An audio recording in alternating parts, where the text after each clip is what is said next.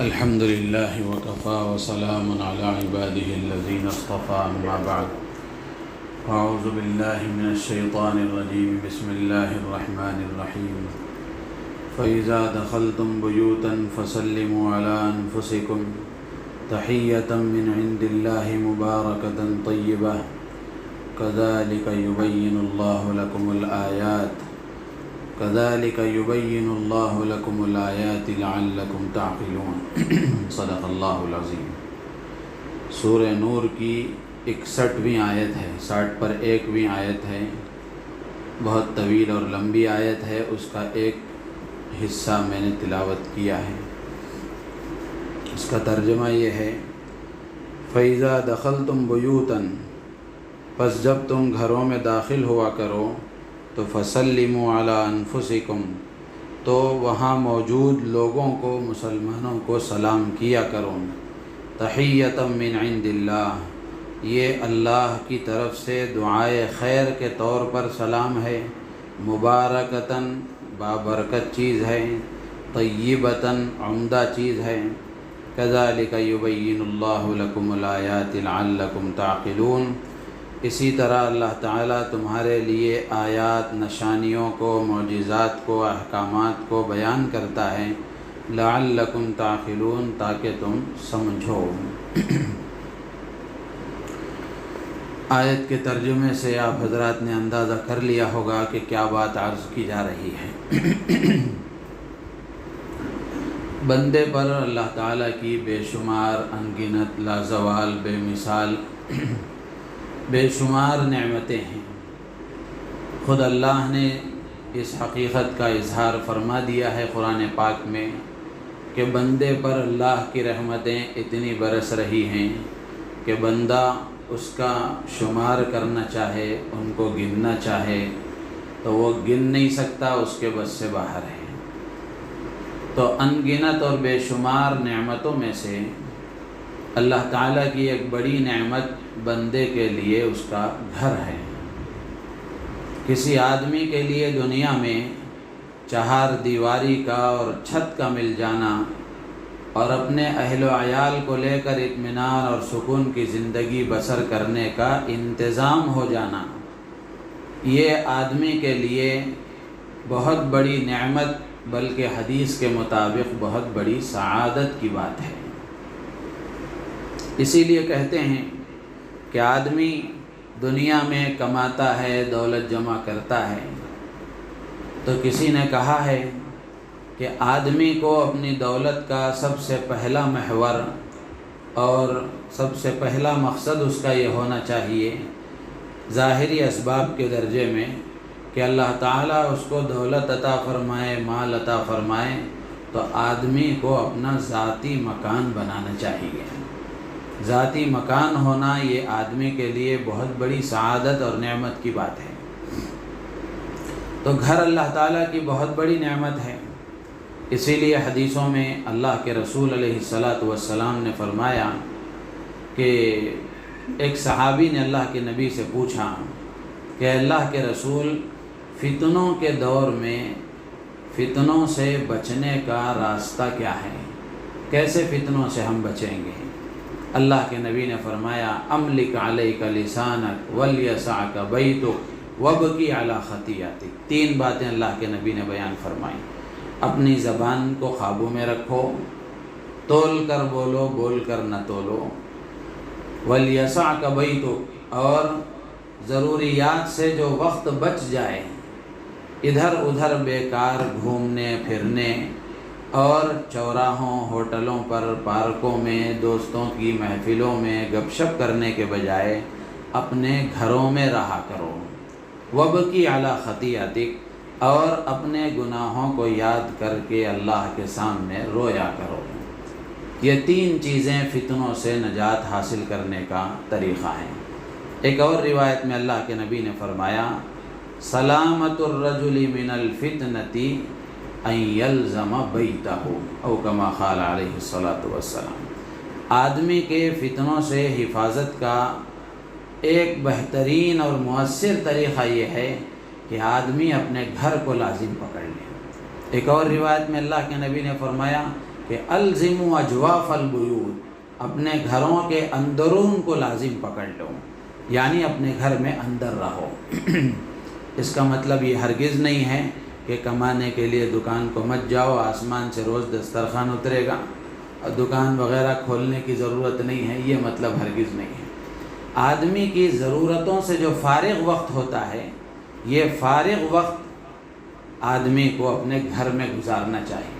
آپ سروے کر لیں اور اس بات کا اچھی طرح جائزہ لے لیں تو آپ کو خود اندازہ ہو جائے گا کہ جو لوگ بیکار ادھر ادھر گھومنے پھرنے کے عادی ہوتے ہیں وہ بہت زیادہ پریشانیوں میں مبتلا ہوتے ہیں۔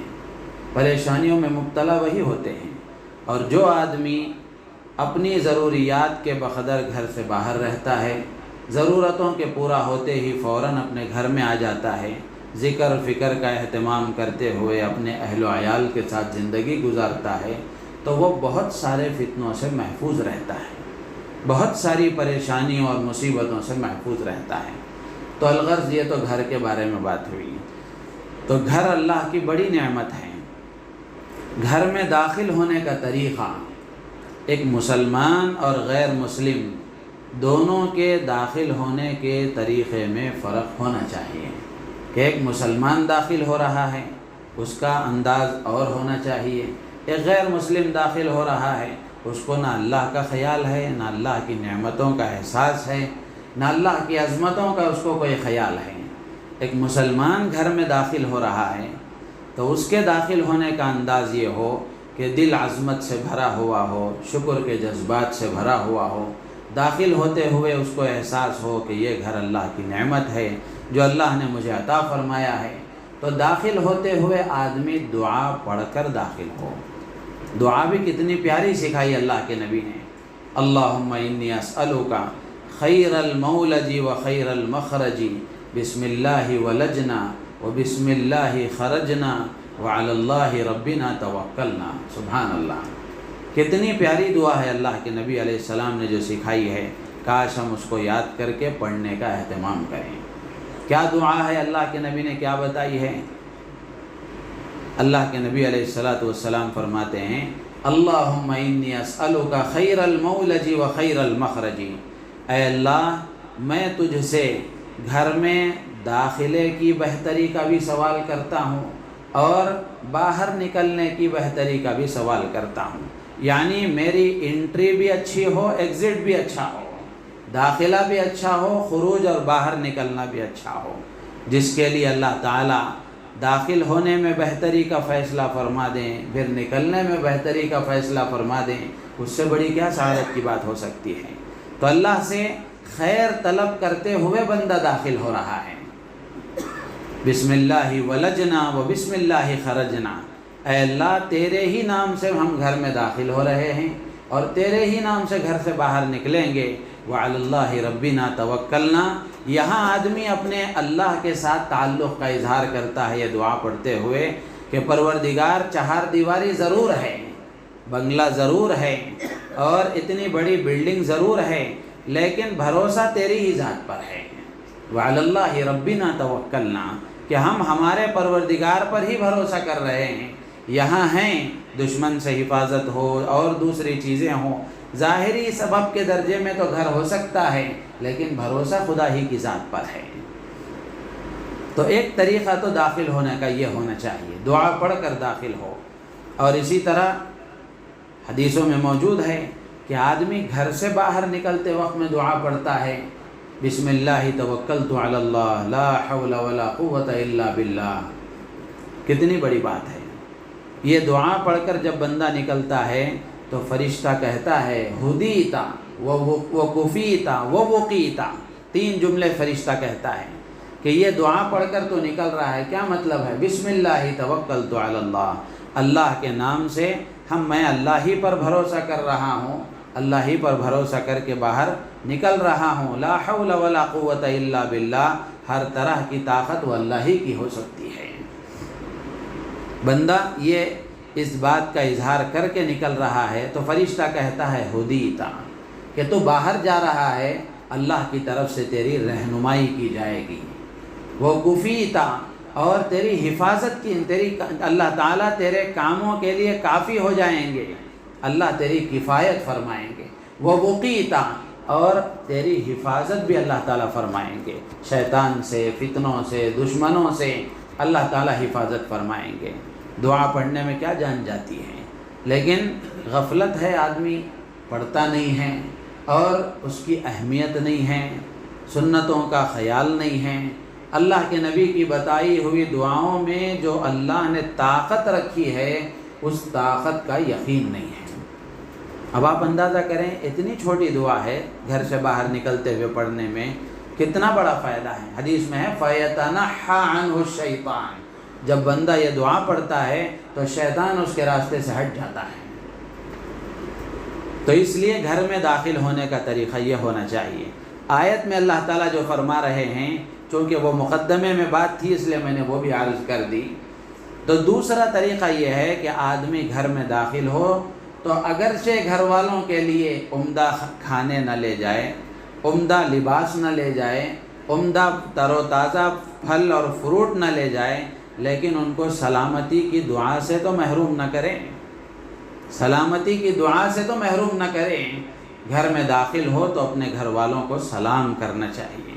جب بندہ گھر میں داخل ہوتا ہے، داخل ہو کر سلام کرتا ہے تو بھلے کچھ بھی نہ ہو، ظاہری اسباب کچھ بھی نہ ہو، لیکن بندہ جب سلام کر کے داخل ہوتا ہے تو پورے گھر والوں کو اور خود سلام کرنے والے کو سلام کا اجر و ثواب ملتا ہے، سلام کرنے کا، سلام کے جواب دینے کا اجر و ثواب بھی ملتا ہے، اور اسی کے ساتھ ساتھ پورے گھر پر سلامتی اور برکت چھائی ہوئی رہتی ہے۔ اسی لیے اللہ کے نبی علیہ السلام نے بھی اپنے خادم خاص حضرت انس رضی اللہ تعالیٰ عنہ کو سکھایا۔ حضرت انس فرماتے ہیں قال لی رسول اللہ صلی اللہ علیہ وسلم یا بنی اذا دخلت علی اہلک فسلم علیہ یکن برکۃ علیک وعلی اہل بیتک او کما قال علیہ الصلاۃ والسلام۔ حضرت انس فرماتے ہیں کہ اللہ کے نبی نے مجھ سے فرمایا کہ پیارے بیٹے، چونکہ چھوٹے تھے، خادم خاص تھے آپ کے، 10 سال انہوں نے خدمت کی اللہ کے نبی کی، تو اللہ کے نبی پیار سے بہت سارے آداب اللہ کے نبی نے ان کو سکھائے ہیں، کھانے پینے کے آداب بھی ان سے منقول ہیں، تو یہ ادب بھی اللہ کے نبی نے ان کو سکھایا۔ یا بنیا اذا دخلت علی اہلک فسلم، کہ پیارے بیٹے جب گھر جایا کرو تو گھر والوں کو سلام کیا کرو، یکن برکۃ علیک وعلی اہل بیتک، سلام کرو گے تو تمہارے لیے اور تمہارے گھر والوں کے لیے یہ سلام برکت کا ذریعہ بنے گا، برکت کا ذریعہ بنے گا۔ اللہ تعالیٰ بھی فرماتے ہیں فَإِذَا دَخَلْتُمْ بُيُوتًا، بس جب تم گھروں میں داخل ہوا کرو تو فَسَلِّمُوا عَلَىٰ أَنفُسِكُمْ، تو تم گھر والوں کو سلام کیا کرو، وہاں موجود انسانوں کو سلام کیا کرو۔ کیا ہے یہ سلام؟ تحیۃ من عند اللہ، اللہ کی طرف سے یہ دعائے خیر ہے۔ السلام علیکم ورحمۃ اللہ وبرکاتہ، کیا ترجمہ ہے اس کا؟ سلامتی ہو تم پر، رحمت ہو تم پر، برکت ہو تم پر۔ تو اللہ کی طرف سے دعا ہی تو ہے۔ دنیا والوں کے پاس بہت سارے الگ الگ انداز کے الفاظ ہیں، صبح میں کوئی اور لفظ ہے، دوپہر میں کوئی اور لفظ ہے، شام میں کوئی اور لفظ ہے، انگریزی میں کیا کیا بولتے ہیں آپ کو معلوم ہے، میں پڑھا نہیں ہوں اس لیے مجھے معلوم نہیں ہے۔ تو یہ اسلامی تعلیمات میں جو سلام ہے، صبح میں بھی وہی ہے، دوپہر میں بھی وہی ہے، شام میں بھی وہی ہے، اس لیے کہ دعا ہمیشہ وہی دی جاتی ہے۔ تو سلام آدمی کرتا ہے تو یہ سلام اللہ کی طرف سے ان کے لیے دعائے خیر ہیں اور برکت کا ذریعہ ہے، اور ان کے لیے خوشی کا سبب ہے کہ پاکیزگی کا ذریعہ ہے۔ تو اللہ فرماتے ہیں تحیۃ من عند اللہ، کہ تم سلام کرو، یہ اللہ کی طرف سے دعائے خیر ہے، مبارکتاً برکت کا ذریعہ ہے، طیبتاً عمدگی کا ذریعہ ہے۔ اسی لیے لکھا ہے کتابوں میں ایک محدث کے بارے میں، وہ محدث کہتے ہیں کہ میرا اور میری بیوی کا کبھی جھگڑا نہیں ہوا، میرا اور میری بیوی کا جھگڑا نہیں ہوا، تو وہ فرماتے ہیں کہ اس کی غالباً میرے وجہ یہ سمجھ میں آتی ہے، انہوں نے لکھا ہے کہ اس کی وجہ یہ ہے کہ میں جب گھر میں داخل ہوتا ہوں تو گھر میں داخل ہونے سے پہلے گھر میں داخل ہونے کی دعا پڑھتا ہوں۔ جیسے ہی میں یہ مسنون دعا پڑھتا ہوں، چونکہ یہ وہ مبارک الفاظ ہیں جو اللہ کے نبی کی زبان سے نکلے ہیں، جو اللہ کے نبی کی زبان سے نکلے ہیں، اسی لیے کہتے ہیں کہ آدمی دعا کرتا ہے تو دعاؤں میں بجائے ادھر ادھر کے الفاظ کہنے کے وہ الفاظ کہے جائیں جو اللہ کے نبی نے مانگے ہیں، مسنون دعائیں مانگی جائیں اللہ سے، اس لیے کہ جب بندہ وہ دعا مانگتا ہے جو اللہ کے نبی سے منقول ہے تو اللہ کو وہ موقع یاد آتا ہے جب اللہ کے نبی نے مانگا تھا، جب اللہ کے نبی نے مانگا تھا، اور اللہ کے نبی کے الفاظ سے بندہ مانگے اور اللہ نہ دیں، ایسا نہیں ہو سکتا۔ تو اس لیے مسنون دعاؤں کا بہت اثر ہوتا ہے۔ تو وہ فرماتے ہیں کہ میں جب گھر میں داخل ہوتا ہوں تو گھر میں داخل ہوتے ہوئے گھر میں داخل ہونے کی دعا پڑھتا ہوں، جیسے ہی یہ دعا پڑھتا ہوں تو اس کا اتنا اثر میرے دل دماغ پر ہوتا ہے کہ طبیعت میں اگر تھکن ہوتی ہے تو تھکن ختم ہو جاتی ہے، اگر کسی بات پر غصہ ہوتا ہے تو غصہ ختم ہو جاتا ہے، اور گھر میں جب میں داخل ہوتا ہوں گھر والوں کو سلام کر کر حشاش بشاش اور خوشگوار موڈ میں گھر میں داخل ہوتا ہوں۔ کتنا آسان کام ہے۔ آج ہمارے گھروں میں جتنے پریشانیاں اور مصیبتیں، نا اتفاقیاں، بیوی شوہر کا چہرہ دیکھنے کو تیار نہیں ہے، شوہر بیوی کا چہرہ دیکھنے کو تیار نہیں ہے، اولاد ماں باپ کا چہرہ دیکھنے کو تیار نہیں ہے، ماں باپ اولاد کا چہرہ دیکھنے کو تیار نہیں ہے، جبکہ ان کے ساتھ زندگی گزارے بغیر کوئی چارہ کار بھی نہیں ہے۔ تو ان تمام پریشانیوں سے بچنے کا کتنا آسان حل ہے کہ اپنے گھروں میں داخل ہوتے ہوئے ان تمام فضیلتوں کا اور ان تمام باتوں کا استحضار رکھتے ہوئے گھر والوں کو سلام کیا جائے۔ کتنی بڑی بات ہوگی، جیسے ہی ہم سلام کر رہے ہیں تو ان کو سلامتی کی دعا دے رہے ہیں، اور ہر شوہر کی تمنا ہوتی ہے کہ اس کی بیوی سلامت رہے، ہر بیوی کی تمنا ہوتی ہے کہ اس کا شوہر سلامت رہے، ہر ماں باپ کی تمنا ہوتی ہے اولاد سلامت رہے، اور اولاد کی تمنا ہوتی ہے ماں باپ سلامت رہیں۔ تو یہ سلامتی کی دعا اللہ کے نبی نے سکھائی ہے، اس کا ہمیں لحاظ رکھنا چاہیے۔ اللہ تعالیٰ سے دعا ہے اللہ تعالیٰ ہم سب کو ان باتوں پر عمل کی توفیق عطا فرمائے، اور سلام کو عام کرنے کی اللہ تعالیٰ ہمیں توفیق عطا فرمائے۔ اللہ کے نبی نے بھی حکم دیا ہے افشوا السلام بینکم، کہ تم آپس میں سلام کو پھیلاؤ۔ سلام کو پھیلاؤ گے تو کیا ہوگا؟ دلوں میں محبتیں پیدا ہوں گی۔ سلام کا ایک اثر یہ بھی ہے، اللہ کے نبی نے فرمایا کہ کیا میں تمہیں بتاؤں ایسی چیز کہ جب تم وہ کام کرو گے تو تمہارے درمیان محبت پیدا ہوگی؟ صحابہ نے کہا ضرور بتائیے۔ اللہ کے نبی نے فرمایا افشوا السلام بینکم، ہر ایرے غیرے ملنے جلنے والے مسلمان ہونا شرط ہے، مسلمان کو سلام کیا جائے گا، مسلمان کو سلامتی کی دعا دی جائے گی۔ تو اس لیے جان پہچان والے کو بھی سلام کرنا چاہیے، اور ہم نہیں جانتے، اتنا معلوم ہے کہ یہ مسلمان ہے تو اس کو سلام کرنا چاہیے، اور صرف جان پہچان کی حد تک سلام اگر محدود ہو گیا، اللہ کے نبی نے اس کو قیامت کی نشانی بتایا ہے، اس لیے کہ مسلمان سب کا بھلا چاہتا ہے، سب کے لیے سلامتی چاہتا ہے، تو اس لیے جاننے پہچاننے والے کو بھی سلام کرنا چاہیے، اور جس سے جان پہچان نہیں ہے اس کو بھی سلام کرنا چاہیے۔ آج اس مجلس میں عہد کر لیں کہ ہر مسلمان کو جب بھی ملاقات ہو فون پر بات کریں، سامنے ملیں، گھر جائیں، دوست سے ملیں تو فوراً سب سے پہلا کام سلام کریں گے انشاءاللہ۔ اللہ تعالیٰ عمل کی توفیق